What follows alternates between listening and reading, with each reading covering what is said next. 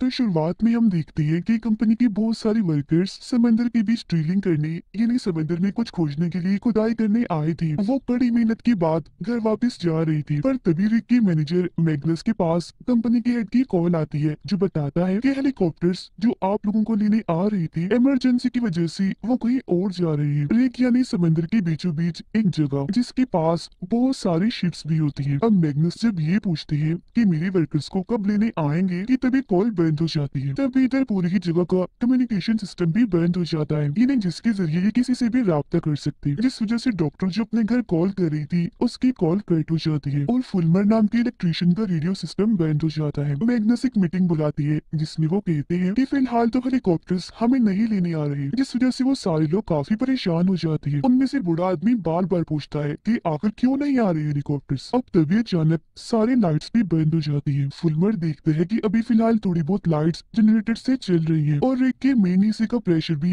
काफी ठीक है, लेकिन अगर प्रेशर बढ़ा तो सब लोग मारे जाएंगे। फुलमर फिर अपनी शिप से राब्ता करता है तो पता चलता है कि वहाँ पे यही मसला हो रहा है। अब रिग बुरी तरह से हिलने लगता है, उसके मेन एसी में आग लग जाती है। अब कंपनी की फीमेल वर्कर जो साइंटिस्ट है सिस्टम को बंद करना नहीं चाहती क्योंकि अभी उनका टारगेट पूरा नहीं हुआ, पर मैग्नस अपने वर्कर से कहती है कि यहाँ काम नहीं, लोगों की जाने जरूरी है, इसलिए सारे सिस्टम्स को फौरन बंद किया जाए। एक बार दोबारा से रिक हिलता है और अब ये पूरी जगह घनी फॉग धुंध से भरने लगती है। अब उनमें से एक वर्कर को शक होता है कि कहीं हमने समंदर में ज्यादा गहरा ड्रिल तो नहीं कर दिया, मतलब गहरी खुदाई तो नहीं कर दी जिस वजह से भूकंप जलजला आ रहा हो। पर वो साइंटिस्ट कहते हैं कि नहीं, ऐसा कुछ नहीं होता। जिसके बाद मैग्नस कम्युनिकेशन सिस्टम चेक करने के लिए फुलमर और एक दूसरी वर्कर बास को ऊपर भेजता है। वो जब काम कर रही थी तो उन्हें वहाँ एक मरा हुआ परिंदा दिखता है। मैग्नस और बूढ़ा आदमी नीचे खड़े होकर उनकी आने का इंतजार ही कर रही थी कि तभी बास ऊपर से नीचे आकर गिरता है। तब साइंटिस्ट और डॉक्टर जल्दी से मेडिकल किट लेकर उसके पास पहुंचती है ताकि अगर वो जख्मी हो तो उसकी मरहम पट्टी कर सके। फुलमर भी नीचे आकर बताता है कि वो मेरे पीछे ही खड़ा था, पर पता नहीं क्या हुआ, वो अचानक से गिर गया। पर बूढ़े आदमी को उसकी बातों पर यकीन नहीं होता क्योंकि बास की क्लिप वाली रस्सी खुली हुई थी जिससे वो गिर गया। डॉक्टर बास को मेडिकल रूम में लाती है और उसे ठीक करने की कोशिश करती है, पर बाद में वो बताती है कि सर्जरी वाले कमरे और सामान के बगैर इसे ठीक नहीं किया जा सकता। साइंटिस्ट मैग्नस को दिखाती है कि पाइप्स में प्रेशर बिल्कुल भी नहीं है और इस एरिया के सारे रिग्स का यही हाल है। इतनी ही देर में बास को होश आ जाता है और उसे ख्याल आने लगती है जिनमें वो देखता है कि समंदर के दो हिस्से हो रहे हैं। बूढ़ा आदमी चुपके से मैग्नस की ऑफिस से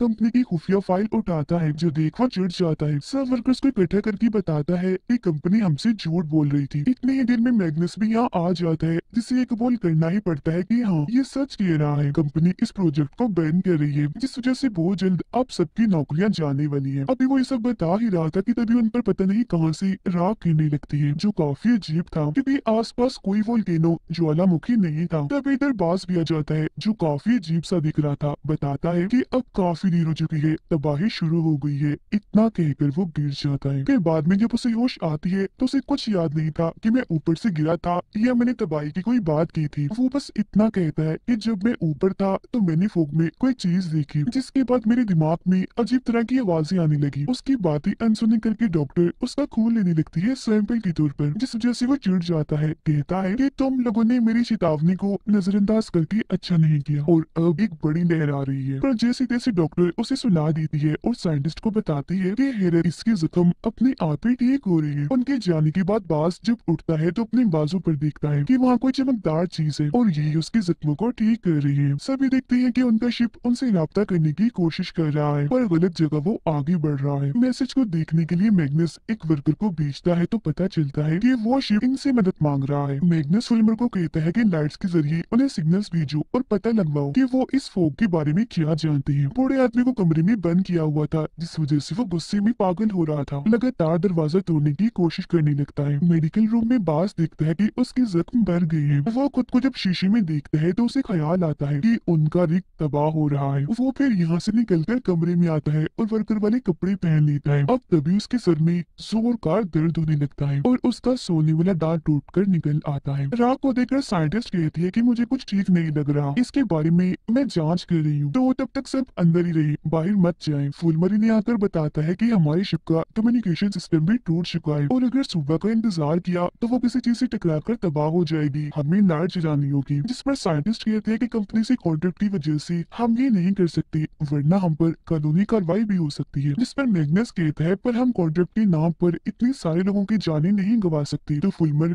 तुम सारी लाइट्स जला दो। अब बॉस अजीब हरकतें करने लगता है, वो खिड़की पर गोल डायरी बनाने लगता है। फिर जब वर्कर इस बारे में पूछता है तो वो बताता है कि मेरी सर में तेज दर्द हो रही है और मैं इतना तंग आ गया हूँ कि अब सोचने लगा हूँ कि मुझे उस हादसे में मर ही जाना चाहिए था। कमरे की लाइट जैसे टिमटिमा रही थी तो बॉस को फिर एक ख्याल आता है जो इतना डरावना था कि इस बार तो वो यहाँ से भाग जाता है। बूढ़ा आदमी भी खिड़की तोड़कर निकल चुका था। एक वर्कर चोरी करके शराब पीता है, वो अब जैसे ही नहाने जाता है तो उसके पूरे जिस्म में दर्द होने लगती है। वो उल्टी करता है, साथ ही उसकी टैटू की स्याही भी उसकी जिन से निकलने लगती है। पर कुछ देर के बाद जब डॉक्टर की साथी वहाँ आकर देखती है तो तब तक वो मर चुका था। साइंटिस्ट भी जब उसे देखती है तो समझ नहीं पाती कि ये क्यों मरा, पर एक वर्कर जब उसे बाज का सोने का दांत दिखाता है तो उसे समझ लग जाती है कि उनके जिस्म से सारे फालतू फजूल चीजें बाहर निकल रही हैं। फिर फुलमर जब शिप को चेक करने के लिए अपने साथी के साथ बाहर जाता है तो वहाँ बूढ़ा आदमी पहले से ही मौजूद था, जो अंदर आकर दरवाजा बंद कर लेता है। फुलमर के हाथ में काम के दौरान चोट लग जाती है और अब यहाँ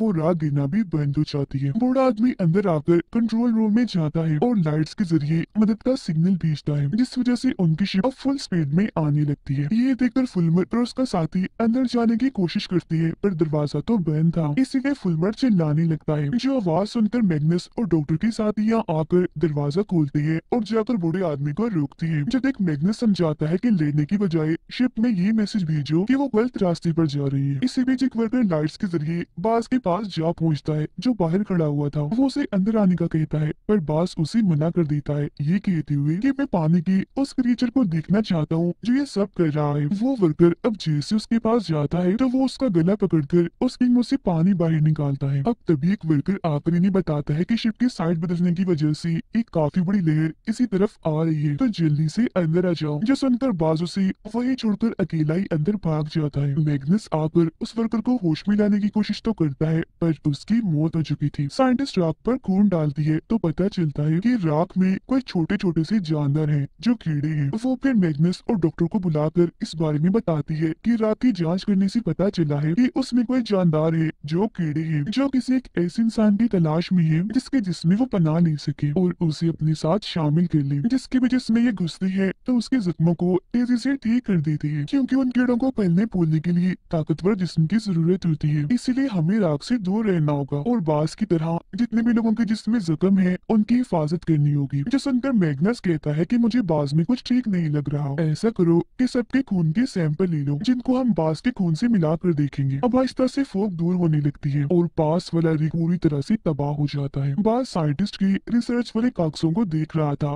पर जैसे इधर फुलमर आता है तो वो गुस्से में आ गया था। इतनी ही देर में यहाँ साइंटिस्ट भी आ जाती है और देखती है कि बास ने अपने खून का सैंपल उठा लिया है। वो उसे जैसी सैंपल मांगती है तो वो उसे चुराकर यहाँ से भाग जाता है, जिसका मतलब था कि वो टेस्टिंग नहीं कर सकती। जिस वजह से मैग्नस कहते हैं कि चलो खैर है, ऐसा करो बाकी जख्मी लोगों को चेक कर लो। जिसके बाद वो एक मीटिंग बुलाता है जिसमें वो सबको कहता है कि अब से हम दो टीम्स में काम करेंगे। एक टीम पूरे रिग को अच्छे से चेक करेगी और दूसरी टीम बास को ढूंढेगी। रिसर्च के जरिए साइंटिस्ट पता लगवाती है कि ये छोटे से कीड़े डायनासोर्स के जमाने के हैं, जिनका खात्मा डायनासोर्स के साथ ही हो गया था, पर लगता है कि ज्यादा गहराई में ड्रिल करने की वजह से ये जिंदा हो गई है दोबारा। बास अपने खून का सैंपल पानी में फेंक देता है और अब उसके सारे जख्म बिल्कुल ठीक हो गए थे। टेस्ट करने के लिए वो अपना हाथ पानी के टैंक में रखता है, जिस वजह से वो पूरा पानी छोटे छोटे कीड़ों से भर जाता है। पर जैसे ही बास का साथी यहाँ आता है वो जल्दी से चुप जाता है। उसका दोस्त जैसे ही पानी में उन छोटे कीड़ों को देखता है तो वो बाकियों को आवाज लगाने लगता है, पर बास उस पर हमला करके यहाँ से भाग जाता है। उसे फिर दो वर्कर्स आकर उठाते हैं और देखती है कि उन छोटे छोटे कीड़ों की जगह पौधे उग गए हैं। अब बास के दोस्त का दांत भी निकलने लगता है, जिसका मतलब था कि वो भी अब इन्फेक्ट हो गया है। मतलब कि यहाँ जो भी था वो भी उसकी असर में आ चुका था। वो इस वजह से इतना घबरा गया था कि एक वर्कर को मारकर यहाँ से भाग जाता है। डॉक्टर के साथ ही जब नीचे आती है तो देखती है कि बाज यहाँ पर पौधे उगा रहा है, जिसके बाद वो बताता है कि काफी पुरानी यादों से मुझे पता चला है कि इस जगह के क्रीचर्स को मारा जा रहा है और अगर उन्हें ना बचाया तो ये सब भी नहीं बच पाएंगे। इतनी ही देर में बाज का दोस्त भी यहाँ आकर उसकी हाँ में हाँ मिलाता है, पर अब जैसे यहाँ बूढ़ा आदमी आता है तो ये दोनों ही यहाँ से भाग जाते हैं। फुलमर लाइट तो ठीक कर लेता है पर मेन हिस्से की आग बुझ चुकी थी, उन्हें दोबारा उसमें आग लगानी थी वरना वो तबाह हो जाएगा, जिससे रिग की तबाही भी पक्की है। पर उस मेन हिस्से का सारा कंट्रोल नीचे वाले हिस्से में है, पर अगर वहाँ गए तो इन्फेक्शन फैल सकता है क्योंकि वो चमकदार चीज और छोटे से कीड़े वही हैं। इस वजह से अब किसी को ऊपर जाकर ही मेन हिस्से में आग लगानी होगी। तब एक वर्कर सारा कंट्रोल खुद संभालता है और फुलमर को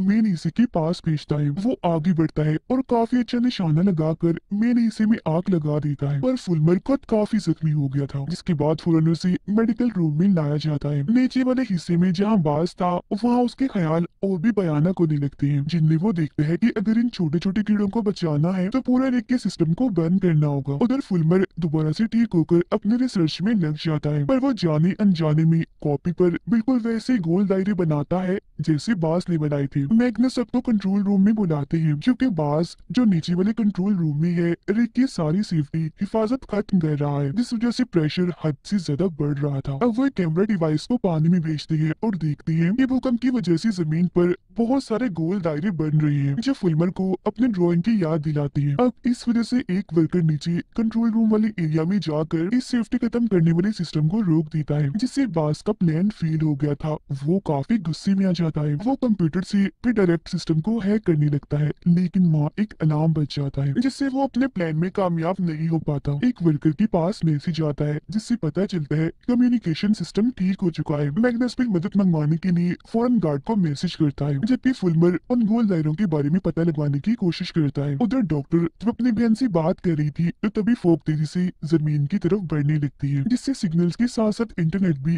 काफी हद तक चलना बंद कर देता है, जिस वजह से गार्ड को मैग्नस का मैसेज नहीं मिल पाता जो उसे मदद के लिए भेजा था। बाज उन छोटे छोटे कीड़ों की ताकत की मदद से फुलमर के जिस्म से राब्ता करने की कोशिश करता है, जिससे उसके जख्म और बढ़ने लगते हैं। इसके साथ ही फुलमर के दिमाग में बाज की आवाजें आने लगती है, इसीलिए वो अपने जख्म देखने बाथरूम में जाता है। अब उसे ढूंढते हुए साइंटिस्ट भी यहाँ आ जाती है, जिसे देखकर एकदम फुलमर चौंक जाता है, क्योंकि एक पल के लिए उसे शीशे में बाज की परछाई दिखी थी। वो इस सब के बारे में साइंटिस्ट को बताता है जो कुछ उसके साथ हो रहा था, जिस पर वो उसे दिलासा देती है। अब फुलमर को ख्याल आता है जैसे बाज उसे बुला रहा है, तो वो चला जाता है। कुछ देर बाद साइंटिस्ट उसे देखने आती है, जहाँ वो तो नहीं मिलता पर उसका छोड़ा हुआ एक नोट मिल जाता है। अब जब साइंटिस्ट और डॉक्टर देखती है कि फुलमर नीचे वाले हिस्से में जा रहा है, तो वो भी उसका पीछे करती है। अब वो चमकती चीज और छोटे कीड़े डॉक्टर को काटती नहीं बल्कि उसके इर्द गिर्द घूमने लगते हैं, जो देखकर साइंटिस्ट उसे यहाँ से ले जाती है। रिग पर सारे ही लोग काफी खुश थे, क्योंकि पास वाले एक रिग से एक शिप इनकी तरफ ही आ रही थी। शिप आने के बाद साइंटिस्ट सीनियर से मिलती है, जो रिसर्च लैब में काम करता था। आते ही वो सीनियर सीधा कंट्रोल रूम में जाता है। आने वाले बाकी लोगों को डॉक्टर चेक करती है कि कहीं कोई जख्मी तो नहीं हुआ। एक वर्कर ये देखकर काफी हैरान था कि मेरा साथी भी उसी शिप में आया है। और वो सीनियर बताता है कि तेज प्रेशर की वजह से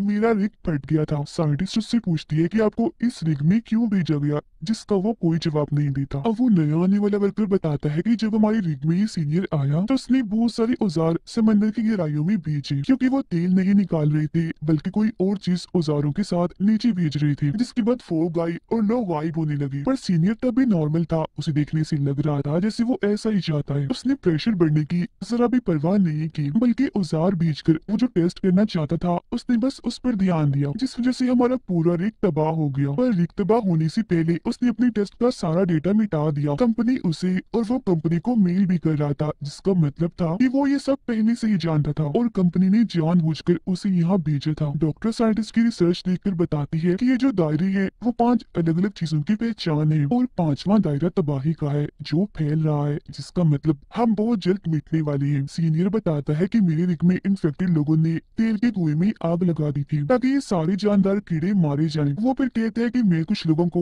मेन हिस्से में भेजना चाहता हूँ, पर मैग्नस मना कर देते हैं। ये कहती है कि नहीं, मैं अपने लोगों को खतरे में नहीं डाल सकता। उधर फुलमर भी बाज और उसके साथी के साथ मिल जाता है। बाज बताता है कि ये कीड़े बहुत जल्द मेरे पूरे जिस्म में फैल जाएंगे। सीनियर बताता है कि बाज को रोकने के लिए हमें वेंटिलेशन सिस्टम में कार्बन डाइऑक्साइड ले जाना होगा, जो नीचे ही है जहाँ बाज है, और कार्बन डाइऑक्साइड हम खुफिया सिलेंडर्स के जरिए ले जाएंगे। फिर जब सीनियर सिलेंडर्स लाता है तो एक वर्कर को शक होता है, क्योंकि उसमें लिखा हुआ था कि इसमें कार्बन डाइऑक्साइड के अलावा कुछ और भी मिला हुआ है। वो फिर सिलेंडर्स को अपने साथ नीचे वाले हिस्से में जहाँ बाज है वहाँ ले जाने लगते हैं। साथ ही वो सिलेंडर्स का कनेक्शन वेंटिलेशन सिस्टम से भी जोड़ देते हैं। वो लोग यहाँ बाज के दोस्त को देखते हैं, जिसकी हालत खराब थी क्योंकि वो खून की उल्टी कर देता है, जिससे वो समझ जाती है कि यहाँ कार्बन डाइऑक्साइड के ज्यादा होने की वजह से ये मर रहा है। पौधे भी इसी वजह से मर रहे हैं और ये सीनियर का प्लान था। इसीलिए बूढ़ा आदमी और एक दूसरा वर्कर तो वहाँ से भाग जाता है, पर एक वर्कर आकर वहीं बाज के दोस्त के पास ही रुकता है। फुलमर फिर वेंटिलेशन सिस्टम को बंद करने की कोशिश करता है, पर वो और बाज दोनों ही बेहोश हो जाते हैं। डॉक्टर देखती है कि उन दोनों के बाहर आने के बाद सीनियर ने नीचे वाले हिस्से के सारे दरवाजे बंद कर दिए हैं। इस वजह से वो साथी जो बाज के दोस्त की वजह से रुका था वो अंदर ही फंस चुका था। उसकी हालत इतनी खराब हो जाती है कि वो मर जाता है। अब सब आकर सीनियर से सवाल करते हैं कि हालांकि ऐसा करना खतरा था, फिर तुमने क्यों वेंटिलेशन सिस्टम में